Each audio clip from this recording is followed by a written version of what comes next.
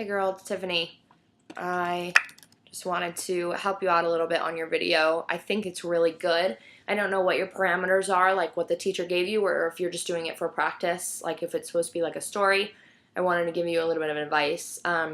Number one, I would say try to move yourself further away from the camera because you're sitting so close that when you refer to your son, Jeff, and you point to the right and you say he, I can't see your hand.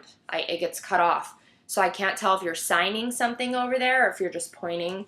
It's hard because technology, but also you say that your son Jeff rides competitively. He rides dirt bikes or he rides in dirt bike competitions. You have to show that he's a dirt bike rider or that he's like involved in like dirt bike competition. So I would say he's a dirt bike like competitor, or you could say rider. I would say competitor because it's better. So it's just like you sign compete, and then this means like the agent, so the job of it. So like the or the agent, like a lawyer.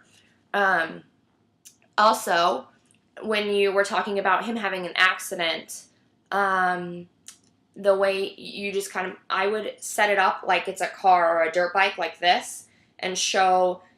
Now, really, you're a beginner, so you can just show that an accident happened, that it was, you put your hands in the shape of threes, and then they smashed together. I don't know if it was a rear end accident, if it was they were in front accident, just show how it happened.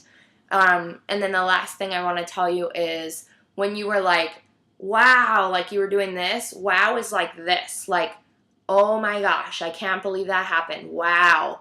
Or you can do like, wow, like this. There's two different ways to show that. I think you did a really good job.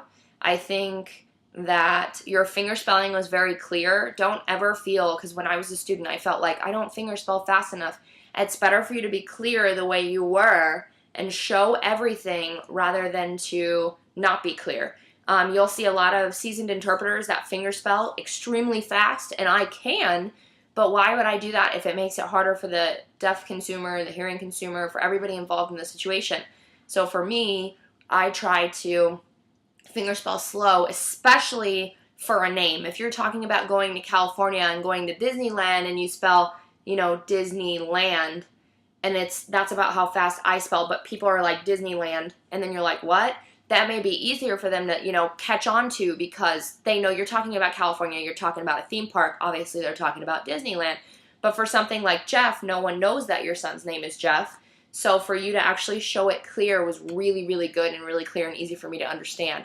So I think it was a really good story. And send me anything else you want, and I hope to see you at coffee. Thanks, girl.